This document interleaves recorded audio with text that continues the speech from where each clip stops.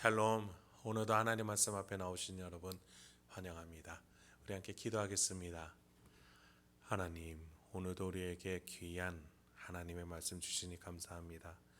이 말씀으로 우리의 영혼이 힘을 얻고 생명을 얻고 소망과 용기와 기쁨을 얻을 수 있도록 오늘 이 시간 역사하여 주시옵소서.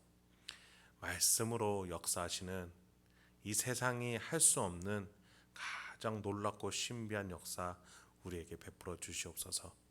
예수님의 이름으로 기도했습니다. 아멘. 오늘 함께 살펴볼 말씀은 여호수아서 7장 1절에서 9절까지입니다. 여호수아서 7장 1절에서 9절까지 함께 살펴보도록 하겠습니다. 이제 여리고성 정복을 마친 이스라엘이었습니다.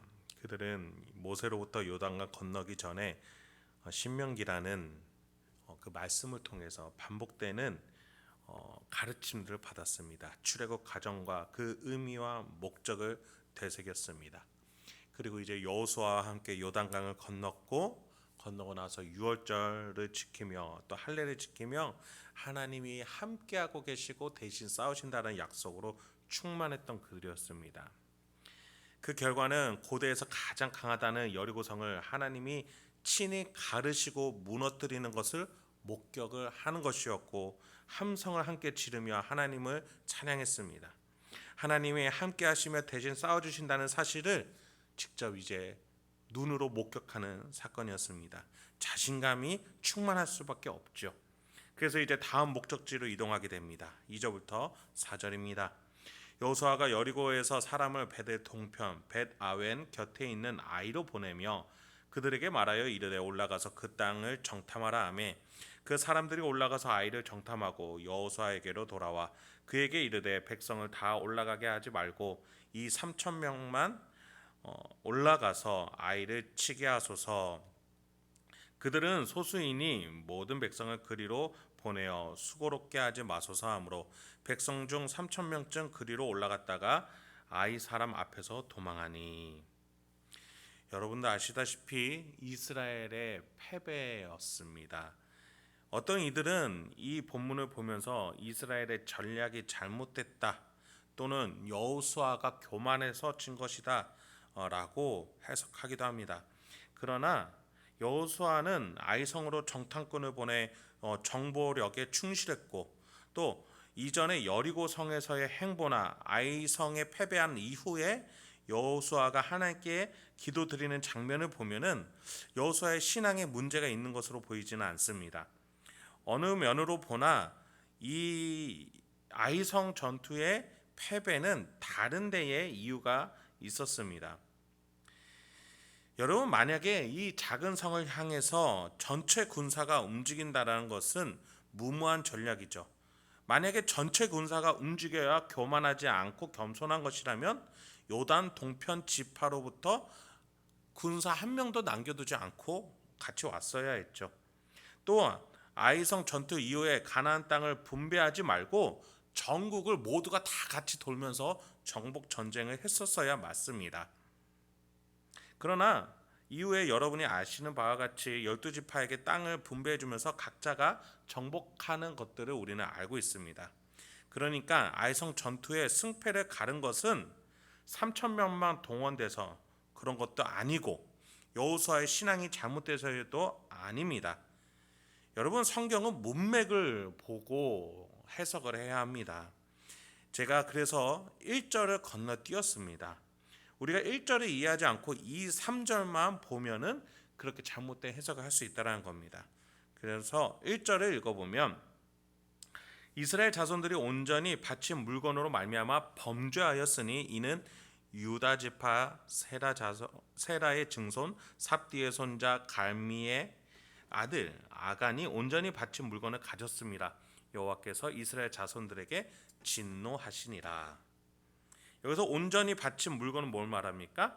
우리가 살펴본 이전 장, 그러니까 6장에서 여리고 성에 하나님께서 여리고 성을 가르실 때에 그들에게 그곳에서 어떠한 것도 갖지 말고 진멸하라 라고 하셨고, 나머지 은, 금, 동, 철과 같은 것들은 여호와의 곳간으로 드리라, 그것을 명령을 받았습니다. 왜입니까? 거기는 하나님이 임재하신 성소였습니다. 그래서 그 성소에 인간은 자신이 가질 수 있는 것이 없었습니다. 이스라엘 백성들은 그곳에 들어가긴 했지만 하나님께 특별한 임명을 받아서 성소에 들어가기는 했지만 그들은 거기에서 건드릴 수 있는 것은 아무것도 없었습니다. 그런데 그 약속을 누군가가 깨트리고 지키지 않았다는 거죠. 1절 하반절의 그 명확한 대상에 대해서 누구의 자손 아간이다라고 적시합니다. 그가 온전히 바친 물건을 가졌습니다. 그래서 여호와께서 이스라엘 자손들에게 진노하셨다, 너무나도 명확하게 말해주고 있죠. 그러니까 아이성 전투의 실패의 원인은 다른 것에 있지 않습니다. 하나님과의 약속을 깨트린 이스라엘입니다. 하나님의 임재가 있었던, 하나님과의 관계가 있었던 이스라엘이었는데 이 범죄로 하나님과의 거리가 갈라지고 떨어지고 하나님이 함께하지 않으시는 결과가 나타난 겁니다. 여러분, 우리도 마찬가지입니다. 하나님은 우리와의 관계를 위해서 존중을 요구하십니다. 우리가 하나님에게 합당한 관계를 표시하기 원하십니다. 지금 출애굽 2세대에게는 하나님이 여리고성에서 어떤 것도 취하지 말라라는 관계를 말씀을 하셨던 거죠.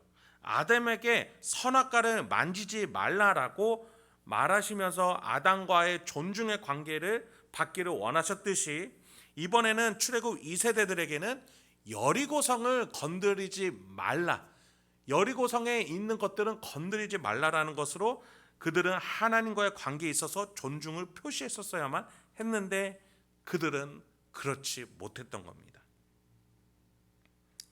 그런데 여기서 우리가 질문이 한 가지가 더 듭니다. 아간 한 사람의 죄인데 왜 이스라엘 전체에 대한 패배로 이어지는가입니다. 여러분, 여리고성의 승리는 하나님과 이스라엘 공동체, 조직 간의 계약의 성취물이었습니다. 한 사람과 하나님 간의 계약이 아니었던 거죠. 물론 하나님은 각각 개개인과 1대1의 관계를 맺으시고 교제도 하십니다.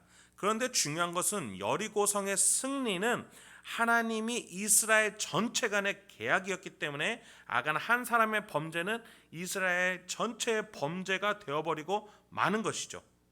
마치 회사와 회사 간의 거래를 할 때 재무 담당자들끼리만 연락해서 처리한다 하더라도 그것은 회사 전체와 전체 간의 거래가 되는 것처럼 말이죠. 그래서 아간 한 사람의 범죄는 하나님과 이스라엘 전체 간의 계약을 깨뜨려 버린 것이 된 것입니다. 그 심각성은 하나님의 임재 처소를 침범한 것이 돼버리고 만 것이죠. 5절부터 6절입니다. 아이 사람이 그들을 36명쯤 쳐 죽이고 성문 앞에서부터 스바림까지 쫓아가 내려가는 비탈에서 쳤으므로 백성의 마음이 녹아 물같이 된지라. 여호수아가 옷을 찢고 이스라엘 장로들과 함께 여호와의 궤 앞에서 땅에 엎드려 머리에 티끌을 뒤집어 쓰고 저물도록 있다가, 하나님에 대한 존중을 보이지 않으니까 하나님은 그들에게 진노하셨습니다. 그 결과 이스라엘은 그 작은 아이성도 칠 수 없는 미약한 존재라는 것이 드러났습니다. 이스라엘 36명이 가나안 땅에 들어왔지만 아이성 전투에서 죽음으로써 적과 꿀이 흐르는 땅을 경험해 보지도 못하고 생을 마감하게 됐습니다. 이스라엘 민심은 마음이 녹아 물같이 되었다. 마치 이스라엘이 요단강을 가르며 들어오는 걸 볼 때 마음이 녹고 정신을 잃은 여리고성과 가나안 거민처럼 아무것도 할 수 없는 무기력한 그들처럼 이번에는 이스라엘이 그렇게 됐다. 성경은 그렇게 말해주고 있습니다. 성경에는 정확하게 명시되어 있지는 않지만 제 생각에는 아간이 범죄를 할 때에 하나님께서 이스라엘과 동행하시던 것을 잠시 끊으셨던 것은 아닌가, 이런 생각이 듭니다. 왜입니까? 여리고성에 하나님이 임재하심으로써 이스라엘과 함께 약속을 지켜 나가셨는데 이들은 그 약속을 깨버렸기 때문입니다. 그런데 여호수아를 비롯한 이스라엘은 이 아간이 범죄를 저질러서 하나님이 떠나셨음에도 불구하고 이스라엘 백성들은 여전히 그걸 몰랐습니다. 승리에 취해 있어서 이제 아이성으로 바로 가자, 우리가 또 승리할 것이다 라고 생각을 했던 것이지요. 하나님이 함께 계시지 않고 승리가 아니라 패배가 보장되어 있는 그 작은 성 아이성 전투를 향해서 이스라엘 백성들과 여호수아는 나갔던 겁니다. 결국에는 실패하고 말았던 것이죠. 이스라엘은 하나님이 동행하지 않으시니까 강력한 벽 앞에서 어찌할 수 없는 무기력 상태가 됐습니다. 하나님이 떠나셨다는 말이 본문에는 등장하지 않지만 우리는 이제까지 본문 속에서 하나님이 여리고에 임하셨다는 사실을 증명해 왔습니다. 하나님이 이스라엘 앞에 대신 싸우시겠다는 약속도 수도 없이 봐왔죠. 그래서 우리는 오늘 본문에서 이스라엘이 아이성에 패배했다는 사실은 너무나도 쉽게 하나님이 떠나신 결과 때문이다, 이렇게 결론을 내릴 수 있는 것입니다. 그렇습니다. 여러분, 하나님은 우리에게 많은 걸 요구하지 않으십니다. 하나님에 대한 존중과 진정성, 그 진심 어린 존경과 경애를 원하십니다. 관계를 원하세요. 하나님과 사랑의 관계를 원하세요. 그걸 간단히 우리는 믿음이라고 하죠. 우리 심정에 계시는 하나님에 대한 믿음은 우리 현실에서 대신 싸워주시는 하나님으로 나타나 주십니다. 길을 열어주시는 하나님으로 나타나십니다. 우리를 통해 천국을 만드신 하나님으로 나타나십니다. 마침내 하나님의 영광에 우리가 동참할 수 있는 놀라운 자리로 인도해주시는 은혜와 자비와 인자의 하나님으로 우리에게 나타나 주십니다. 그런데 하나님이 함께 하시지 않으므로 이러한 축복이 떠나간다는 사실은 우리에게 얼마나 비참한 지옥과 같은 상태이겠습니까? 그래서 이 사실을 안 여호수아는 참으로 비통할 수밖에 없었겠죠. 이스라엘은 군사만 수십만에 이르는 조직이었습니다. 아이성에 졌다 하더라도 다시 군사를 대규모로 조직해서 올라가 이길 수 있다라고 판단했을 수도 있습니다. 그런데 여호수아의 반응은 엄청난 패배를 맞이한 사람처럼 통탄하는 기도를 하나님께 올려드립니다. 지금 여호수아는 이 전쟁의 패배에 대한 결과가 의심스러운 것이죠. 이것은 지금 인구가 부족해서, 군사가 부족해서 진 것이 아니라는 사실을 점점 깨닫고 있는 것입니다. 왜 졌을까? 우리가 과연 왜 아이성 전투에서 졌을까? 하나님이 함께 하셔서 여리고성도 이겼는데 아이성 왜 졌을까? 그러한 비통함을 가지고 7절부터 9절까지 이렇게 여호수아는 기도합니다. 이르되 슬프도소이다 주 여호와여, 어찌하여 이 백성을 인도하여 요단을 건너게 하시고 우리를 아모리 사람의 손에 넘겨 멸망시키려 하셨나이까? 우리가 요단 저쪽을 만족하게 여겨 거주하였다면 좋을 뻔하였나이다. 주여, 이스라엘이 그의 원수들 앞에서 돌아섰으니 내가 무슨 말을 하오리이까? 가나안 사람과 이 땅의 모든 사람들이 듣고 우리를 둘러싸고 우리 이름을 세상에서 끊으리니 주의 크신 이름을 위하여 어떻게 하시려 하나이까 하니. 7절에서 어찌하여, 그러니까 왜 하나님, 이런 뜻이죠. 왜 우리와 함께 계시지 않으신 거면 왜 우리를 요단에 건너게 하셨습니까? 왜 이 전쟁터에 보내셨습니까? 이렇게 기도하는 거죠. 아간의 범죄를 아직 모르니까 여호수아는 하나님이 함께 계시지 않으실 거면 왜 우리를 이 전쟁터에 보내십니까? 차라리 요단강 건너지 않고 저쪽 편에서 있는 게 낫겠습니다. 하나님, 이제 적들이 우리에게 몰려올 텐데 하나님의 영광에 먹칠이 되는 이 순간 어떻게 해야 됩니까? 하나님, 왜 우리를 떠나신 겁니까? 이러한 질문과 함께 하나님께 통탄하고 있는 거죠. 여러분, 이 기도만 봐도 여호수아는 결코 교만한 생각을 갖고 있던 사람이 아니었습니다. 하나님과 함께만 승리할 수 있다라는 사실을 믿는 사람이었습니다. 만약에 하나님과 함께하는 것에 대해서 그렇게 큰 비중을 두지 않았다라면 아이성에 3,000명이 올라가진 전투라면 3만 명을 보냈겠죠. 그런데 여호수아는 지금 기도의 현장으로 옵니다. 이 영적 원리, 이 속에서 무언가 잘못된 요소를 찾으려고 기도의 자리로 나오는 겁니다. 여러분, 오늘 본문을 통해서 우리는 이스라엘이 하나님과 함께 할 때에 그 거대한 여리고성 대적을 물리쳤다는 사실과 함께 하나님이 함께하지 않으신다면 황폐라는 이름을 가진 아이성, 이 황폐라는 뜻을 가진 이 너무나도 작고 미약한 아이성에게도 질 수밖에 없는 이스라엘 이름을 우리는 이런 영적 원리를 깨닫게 됩니다. 이것은 우리에게 무엇을 말해줍니까? 하나님의 동행이 우리 인생에 얼마나 중요한 요소인지를 말해줍니다.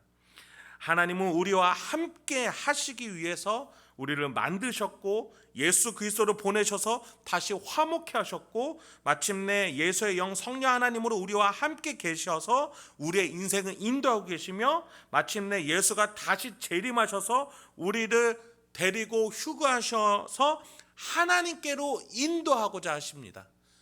여러분, 이 제가 지금 드리는 말씀들이 다 목적이 뭡니까? 함께하기 위해서예요. 하나님은 우리와 함께하고 싶어 하세요. 우리와 동행하고 싶어 하세요. 우리랑 같이 걸어가고 싶어 하세요. 이 구속사 과정에서 오늘 본문은 무엇을 가르쳐주고 있습니까? 하나님과 함께하지 않으면, 하나님을 존중하면서 1대1의 관계로 믿음으로 오늘 살아내지 않으면 우리는 작은 아이성에도 패배할 수 있는 존재라는 사실을 우리는 잊어서는 안 되겠습니다. 오늘 어떠한 만남과 미팅과 업무와 자리에 있을 계획이십니까? 여러분, 오늘 걸어가실 때도 멈추실 때도 우리와 함께 계시는, 우리의 심령에 함께 계시는 그 성령 하나님, 예수 그리스도의 그 십자가의 보혈의 피, 성부 하나님의 섭리, 하나님이 나와 함께 계시다는 그 사실 고백하시고 믿으시면서 걸어 나가실 때에 어떠한 여리고성과 같은 문제가 있더라도 하나님이 직접 가르치고 해결해 주실 것입니다.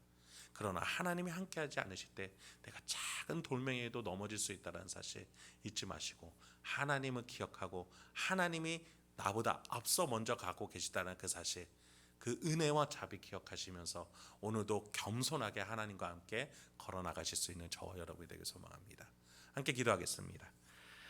하나님, 오늘도 우리에게 귀한 이 말씀 주시니 감사합니다. 이 영적 원리 기억하면서 우리가 항상 하나님을 인식하고 하나님의 손을 붙잡고 하나님께 기도하고 하나님을 믿으면서 나아가게 해 주시옵소서. 나의 인생을 섭리로 이끄시는 성부 하나님, 나에게 보혈의 피로 용서와 화목으로 이끌어 주시는 성자 하나님, 지금 나와 함께 내 안에 계셔서 깨닫게 해주시고 지혜를 주시고 용기를 주시는 성령 하나님, 이 삼위일체 하나님이 나와 함께 계시다는 그 사실을 오늘도 기억하면서 풍요하고 풍성한 하루를 보낼 수 있도록 주여 우리 행복한 교회 성도님들과 저를 인도하여 주시옵소서. 예수님의 이름으로 기도했습니다. 아멘.